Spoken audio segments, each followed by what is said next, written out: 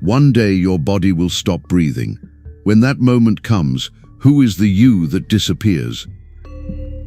Is it your name, your bank balance, your relationship status? Is it the story in your head about everything you did right and everything you did wrong? Or is it something deeper, something you have felt in quiet moments but never really understood? Most people will spend 40, 50, even 60 years building a life around a self they have never actually met. They defend it, decorate it, protect it, and suffer for it. And still, if you ask them a simple question, who are you really? They freeze, they repeat labels, they repeat roles, they repeat history, but they do not answer. So let us slow down and look closely, like an engineer opening a machine to see how it really works. Not with drama, not with fear, just with clear attention. You say, I am this body. You point to your face, your hands, your shape in the mirror. But this body constantly changes. Cells die and are replaced. The face in an old photograph is not the face you have today. If the body is always changing, how can it be the solid me you cling to? The body is more like a robe you are wearing for a while.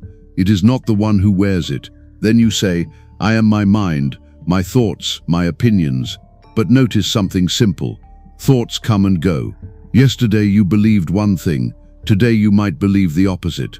A single conversation, a single event can flip a lifelong opinion. If your thoughts can change, if your beliefs can be updated, if your personality can shift with experience, how can that be the stable you? There is a deeper mechanism at work. From childhood you built an inner identity architecture. Parents, teachers, culture, religion, society, all installed small pieces of code in your subconscious. You were told who you are, what you are worth, what is possible for someone like you. Maybe you were praised only when you performed well. Maybe you were criticized when you expressed your real feelings. Slowly, a system formed inside you. Self-image, expectation, fear. That system still runs your life today. Like an old operating system, it makes decisions before you are even aware of them. You want to speak up in a meeting, but a quiet line of code says, stay small, it is not safe to be seen. You want to leave a toxic relationship, but another line of code says, you are lucky anyone is with you at all. You want to follow your passion, but the old program whispers, people like you do not get to live like that. This is the unconscious human being, not stupid, not evil, just programmed. They live as a reaction. Something happens outside, a trigger is pushed inside, and a response fires automatically. Anger, withdrawal, anxiety, overthinking, same pattern over and over, like a loop in badly written code. If you watch closely, you will see it in yourself. Someone uses a certain tone, and your chest tightens. A notification appears, and your whole nervous system jumps. A small failure, and your mind starts a familiar story. I always mess things up. Nothing ever works for me. By the time you notice, the program is already running. Your body feels it. Your emotions feel it. Your actions follow it. So when I ask, do you know who you are? I am really asking, do you know the system that is running you? Do you see the architecture of your own inner world? Or are you just living inside it blindly? Now there is another way to live. This is the awakened human being. Awakened does not mean perfect. It does not mean glowing with light or floating above the ground. Awakened simply means this: you have started to see the machine from the inside. You are no longer only the reaction. You are also the awareness that notices the reaction. Imagine for a moment that your thoughts are like text on a screen. They appear, they move, they change. What is more fundamental, the text or the screen, the thoughts or the space in which the thoughts appear? The awakened human begins to recognize themselves not as the text but as the screen, not as the storm of emotion, but as the silent sky that holds that storm. This shift is not a belief, it is a practice, a process of inner training. At first, you only notice after you explode in anger, after you drown in anxiety, after you make the same mistake again. You look back and say, I did it again. That is already progress. The machine has become slightly more visible. Then, with more awareness practice, you catch the pattern earlier. You feel the first contraction in your body. You hear the first line of the old story. They do not respect me. I am not enough. I am in danger. In that tiny gap, something new becomes possible. You can pause, you can breathe, you can watch. In that pause, a quiet question appears. Who is noticing this? Who sees this anger rising? Who hears this frightened story? The answer is not in words, it is a direct sense. You feel yourself as the one who is aware, not the thought, not the feeling, the awareness of the thought and feeling. This is the beginning of real inner engineering. You are mapping your emotional architecture. You are learning where the old code sits, how it fires, what triggers it. And little by little you stop identifying with every reaction as me. You start to see it as my pattern, my training, my conditioning. From there, conscious choice becomes possible. You can still feel fear and choose to act with courage. You can still feel anger and choose to respond with clarity. You can still feel sadness and choose to stay open instead of shutting down. The feelings do not disappear magically, but the way you relate to them changes completely. Look at your life now. How many of your decisions were made by fear? How many times did you stay where you were dying inside because your self-image said, "This is all I deserve"? How many times did you sabotage something beautiful because the old program could not believe it was real? This is not a failure of your soul. It is just an outdated system running in the background.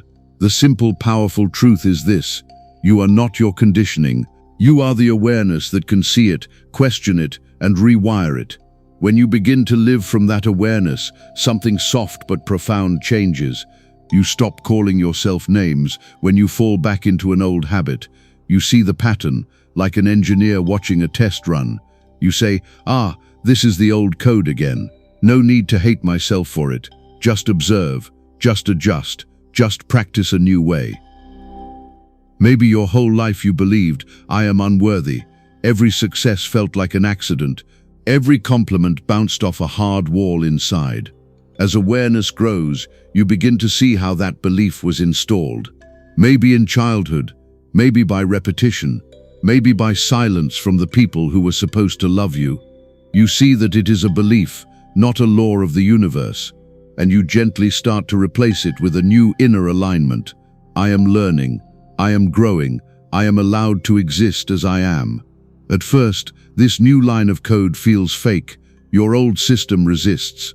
It throws up evidence, remembers every failure, every rejection. That is normal. You are not just changing a thought. You are reconfiguring an entire emotional architecture that has been in place for years. This takes patience, this takes training, this takes kindness toward yourself. Remember, the unconscious human lives inside their patterns as if they are absolute truth. The awakened human lives with their patterns, but no longer believes they are the whole story. One is trapped inside the costume. The other knows, "I am the one wearing it." So do you know who you are? You are not the body that will one day fall like a robe to the floor. You are not the stream of thoughts that change with every book, every argument, every news headline. You are not the old sentences someone else planted in your mind. You are the silent presence that has been there through every age, every version, every rise and fall. You felt it as a child, looking at the sky, feeling vast but not knowing why. You feel it sometimes now, in small gaps between thoughts.